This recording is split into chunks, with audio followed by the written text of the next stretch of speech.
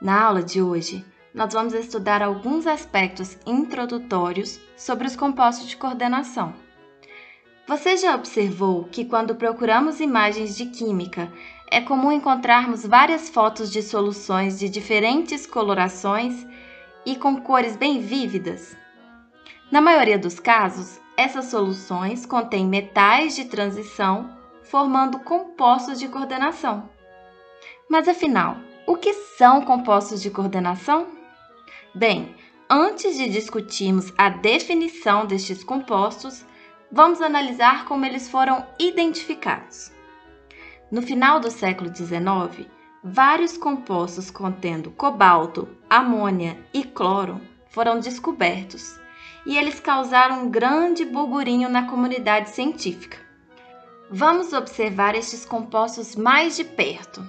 Nós podemos observar que todos eles apresentam um átomo de cobalto, 3 átomos de cloro e quantidades variáveis de moléculas de amônia, sendo que cada um apresenta uma cor diferente.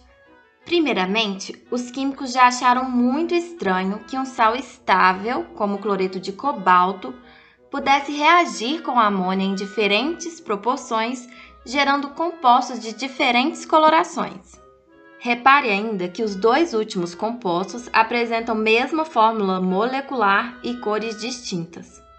Bem, eles acharam tudo isso muito complexo e chamaram os compostos dessa natureza de complexos. Além disso, foi observado experimentalmente que os íons cloreto destes compostos apresentavam uma reatividade muito distinta. Isso foi constatado da seguinte forma: cada um destes compostos foi colocado para reagir com um excesso de nitrato de prata. Já se sabia que o íon de prata reage com cloreto, formando um precipitado de cloreto de prata.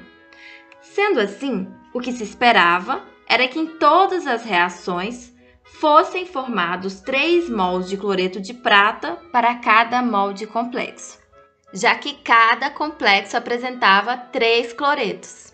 Mas não foi exatamente isso que foi observado. E o grande dilema era: por que nem todos os cloretos precipitavam com a prata? O jovem químico suíço Alfred Wegener refletiu muito sobre estes compostos misteriosos. E ele chegou à seguinte conclusão: no caso do composto 1, além dos íons cloreto, que neutralizam a carga do cobalto, as 6 moléculas neutras da amônia se coordenam ao centro metálico, sendo 6 o número de coordenação do cobalto. O composto 2 é derivado do composto 1 com uma molécula a menos de amônia. E como o número de coordenação é constante, um dos íons cloreto se coordena ao cobalto, deixando de se comportar como um íon e sim como se estivesse fazendo uma ligação covalente com o metal. Wegener propôs então que o metal em um complexo podia assumir 2 tipos de valência. Uma valência primária, que consiste no estado de oxidação do metal, e uma valência secundária, que corresponde ao número de espécies ligadas a este átomo.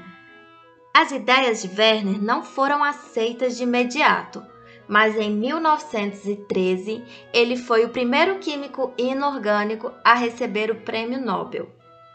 No contexto atual, um complexo consiste em uma espécie central, que é um átomo neutro ou íon rodeado por ligantes. Os ligantes podem ser íons ou moléculas que podem existir de forma independente. E um composto de coordenação consiste em um complexo neutro ou um composto iônico em que pelo menos um dos íons é um complexo. A ligação entre os ligantes e a espécie central é do tipo covalente coordenada, em que apenas os ligantes compartilham seus elétrons com a espécie central. Os ligantes são, portanto, bases de Lewis, enquanto a espécie central é um ácido de Lewis. E agora vai um abraço especial para o professor doutor Marco Garcia, da Universidade Federal do Maranhão, e um abraço para os seus alunos de Química Geral. Então é isso e até mais!